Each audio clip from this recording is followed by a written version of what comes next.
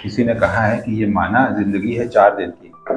बहुत होते हैं यारो, लेकिन 4 दिन भी।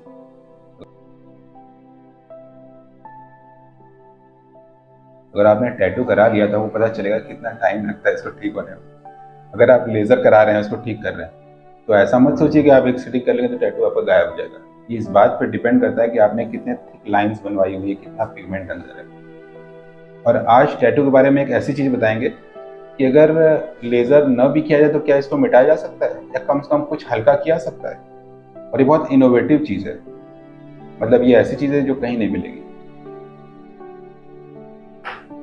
तो सवाल ये है कि अगर टैटू करा लिया है तो क्या कोई ऐसी क्रीम होती है जिससे मिट जाए।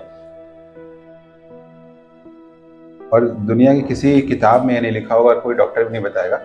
एक्चुअल में ये कैसे हटेगा, उसके लिए हमें ये समझना पड़ेगा कि एक्चुअल में टैटू का प्रोसेस क्या है। ठीक है।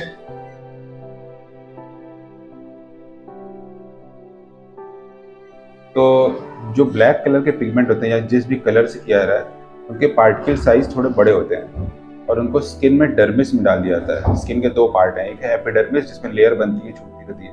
नीचे का पार्ट डर्मिस है जिसमें कि कोलेजन इलास्टिन फाइबर्स होते हैं, सेल्स होती हैं, हेयर रूट्स होते हैं, ग्लैंड्स होती हैं।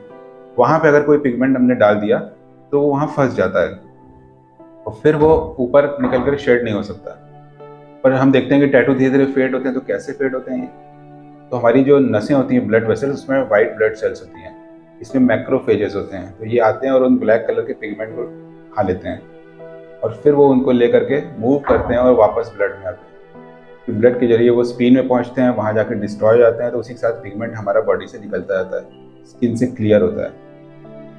तो दो तरीके हैं उसको हटाने के। एक तो लेजर लाइट डालते हैं जिससे कि पिगमेंट के जो बड़े पार्टिकल हो छोटे छोटे पीसेज में टूट जाएं, ताकि ये जो हमारी वाइट ब्लड सेल्स हैं इनको जल्दी लेकर के रिमूव कर सके ब्लड के जरिए।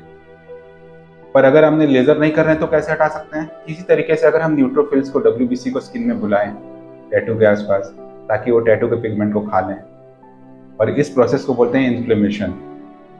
तो अगर आप टैटू वाले स्किन में बार बार इन्फ्लेमेशन क्रिएट करेंगे, इन्फ्लेमेशन का मतलब इरिटेशन, इचिंग, रेडनेस हो जाएगा किसी तरीके से, तो वहाँ ज़्यादा वाइट ब्लड सेल्स आएंगी। वो वाइट ब्लड सेल्स उस टैटू के पिगमेंट को भी डिस्टर्ब करेंगी, डिस्ट्रॉय करेंगी और खाएंगी। खाने के प्रोसेस को बोलते हैं फेगोसाइटोसिस। छोटे पार्टिकल्स को वाइट ब्लड सेल्स पूरा एब्जॉर्ब कर लेती हैं और फिर मूव करके ले जाती हैं। तो कुछ क्रीम ऐसे होते हैं जिनका कुछ पर्पज नहीं है, वो सिर्फ और सिर्फ इसलिए बने कि स्किन में इरिटेशन करें, क्योंकि कुछ बीमारियां स्किन को इरिटेट करने से ही ठीक हो जाती हैं। और ऐसे एक क्रीम का नाम है डेरोबिन। लेकिन इसको बिना डॉक्टर की सलाह के नहीं लगाना, क्योंकि स्किन को बर्न करता है। जला ज़्यादा लगा लेंगे तो स्किन में जलन होने लगेगी, स्किन ब्लैक पड़ जाएगी, इरिटेशन ज़्यादा हो जाता है। बहुत थोड़ी सी मात्रा टैटू के ऊपर लगाना है। थोड़ा सा इरिटेशन होना चाहिए, थोड़ी सी रेडनेस होनी चाहिए। और रोज रोज नहीं लगाना है, हफ्ते में एक आध बार लगा लिया। ये प्रोसेस बहुत स्लो होगा। यहाँ तक कि हम लोग जब लेजर से हटाते हैं तो वो प्रोसेस बहुत स्लो होता है। लेजर से पार्टिकल टूटेंगे, फिर WBC उस पिगमेंट को ले जाएंगे, तब जाके टैटू फेड होगा। तो टैटू कई महीनों में फेड होता है। क्रीम से आप करने जाएंगे तो पूरी तरह से नहीं जाएगा, लेकिन धीरे धीरे फेड हो जाएगा। और अगर थोड़ा फेड हो जाने से आपका काम चल जाता हो तो ये अपना सकते हैं। थोड़ा सा क्रीम लगाइए, 1-2 हफ्ते 3 हफ्ते इरिटेशन, जब इरिटेशन खत्म हो जाए तो फिर से क्रीम लगाइए। तो हफ्ते में 2 बार या हफ्ते में 1 बार सिर्फ क्रीम लगाइए। ऐसा 6 महीने, साल, 2 साल करते रहिए। तो छोटे मोटे निशान और धीरे धीरे फेड होते हुए दिखेंगे आप। तो ये बात दुनिया में कहीं नहीं है, इनोवेटिव बात है।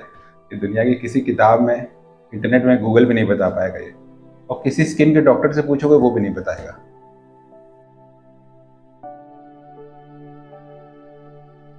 और बहुत सारे लोग टैटू में मल्टीपल कलर के बनवा लेते हैं। तो एक बार किसी ने ऐसे टैटू बनवाया था, उसमें गुलाब का फूल था। गुलाब के फूल में वो जो उसकी डंठल थी वो ब्लैक थी, पत्तियां हरी थी, फूल तो ऑब्वियसली लाल होता है। और उस व्यक्ति को लाल से एलर्जी थी। तो कुछ दिन बाद वो लाल फूल और लाल हो गया और निखर गया, खिल गया और खुजली होने लगी उसमें। और फिर वो पेशेंट आया तो उसने बताया कि ये जो हमने टैटू बनाया था सब ठीक था, कुछ इन्फेक्शन हो गया। तो हमने बताया कि नहीं, ये जो रेड ऑक्साइड आपका है इससे आपको एलर्जी है। और ये लाल पिगमेंट जब तक आपकी स्किन में रहेगा तब तक इचिंग होगी। और अगर हम इसे लेजर से मिटाने जाएंगे, एक और प्रॉब्लम है लेजर में, क्योंकि उसकी वेवलेंथ फिक्स होती है। तो हमें एक लेंस लगाना पड़ेगा ब्लैक के लिए, हरे के लिए अलग लेंस लगाना पड़ेगा और लाल के लिए अलग। ब्लैक मिटाना फिर भी आसान है, लाल मिटाना और मुश्किल है। तो जहाँ ब्लैक पिगमेंट 5-6 सीटिंग में गायब होगा तो लाल पिगमेंट और दिनों तक रहेगा। और जब तक आपकी स्किन में रहेगा तब तक वहाँ पे इचिंग होगी। तो कभी भी मल्टीपल कलर का टैटू तो बनाना ही नहीं चाहिए, और ब्लैक भी नहीं बनाना चाहिए। अगर आपको बहुत मन कर रहा है तो इस तरह के डिज़ाइन सेलेक्ट करो जिसमें कि कम इंक यूज़ होती हो, फाइन लाइन्स हो। बहुत थिक भर भर करके ज़्यादा ब्लैक वाले टैटू तो कभी नहीं बनाना चाहिए। फॉरेनर्स को देखते हैं हम लोग प्रोग्राम में, जो पूरे बॉडी वाले होते हैं, लंबे एरिया वाले में होते हैं, तो एक तो बनाना पेनफुल है, दूसरा कभी आपका मन हुआ कि इसको हटाना है हमें तो इम्पॉसिबल हो जाएगा अगर सरफेस एरिया ज़्यादा होगा, अगर इंक ज़्यादा होगा। एक और आसान तरीका है, लेकिन इस तरीके में निशान बन जाएगा कि उसमें पूरे के पूरे टैटू के एरिया को हम एक्सरसाइज कर देंगे, उस बचे हुए गैप को स्किन को बीच में खींच करके स्टिच कर देंगे, पर एक बड़ी लाइन बनेगी, और जितना बड़ा टैटू आपका उतनी बड़ी लाइन बन जाएगी स्टिच मार्क की, वो हमेशा रहेगी। तो एक तरीका है कि सर्जरी करके हम हटा सकते हैं।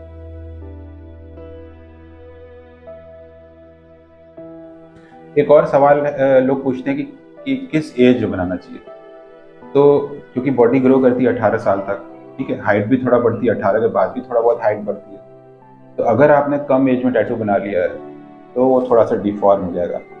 तो एक पेशेंट ऐसा आया था, उसने शेर बनाया हुआ था, फिर वो अभी देखने में बंदर जैसा लग रहा था, उसको हटाना था क्योंकि उसकी शक्ल बदल गई थी शेर की। तो कभी भी आपकी कम एज, अच्छा कम एज वालों को ही एक्साइटमेंट होता है कि हम क्या करें कुछ करें, तो हम टैटू बनवा लेते हैं। कम एज है तो कभी मत बनवाइए। 25 साल की उम्र तक कोई टैटू बनाने के बारे में मत सोचिए, क्योंकि एज बढ़ने के साथ और गर्ल्स के साथ एक दूसरी प्रॉब्लम होती है। अगर वेट बढ़ता है आपका तो बॉडी स्ट्रेच होगी अलग हॉरिजॉन्टल डायरेक्शन में, हाइट बढ़ती है कम एज से तो वर्टिकल डायरेक्शन में, तो उस डायरेक्शन में टैटू भी मोटा हो जाता है। आपने बहुत सुंदर सी पतली लड़की बनाई है, वो भी आप मोटे हो तो वो भी मोटी हो जाएगी। तो कई बार ड्राइंग जो है डिफॉर्म हो जाती है, इसलिए नहीं बनाना चाहिए। कई बार पिगमेंट से एलर्जी होती है, इसलिए नहीं बनाना चाहिए। और कई बार हम किसी एक चीज़ पर टिके ही कहाँ रहते हैं, हमारी पसंद भी बदलती है, तो फिर हमें लगता है कि नहीं वो तो हो गया था, तो अब तो अच्छा नहीं लग रहा है तो मिटाना है। कई बार आपने नाम किसी का लिखवा लिया है, तो कहाँ कोई हमेशा रहता है, तो फिर अब आपको उसका नाम मिटाना है। तो ये सब प्रॉब्लम्स को ध्यान में रखते हुए सोचना चाहिए कि टैटू बनाए कि नहीं बनाए। मेरी एडवाइस तो है कि नहीं बनाना चाहिए, पर फिर भी आपने सोच लिया कि नहीं हमें बनाना ही है, तो एज का एक फैक्टर ध्यान में रखिए। दूसरा डिज़ाइन फैक्टर ध्यान में रखिए, ऐसे डिज़ाइन सेलेक्ट करिए जिसमें कम इंक हो, है ना, फाइन लाइन्स हो, ताकि कभी आपका मूड हो इसको बदलना है, किसी का नाम लिखवाना है तो बारीक रेखाओं से लिखवाओ ताकि मिटाना आसान हो जाए।